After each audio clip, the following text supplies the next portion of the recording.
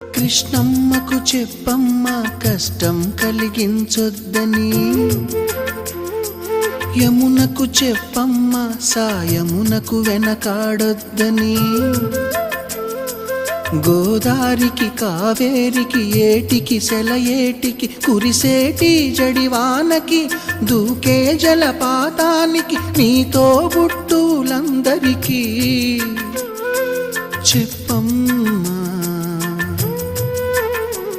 మా గంగమ్మ.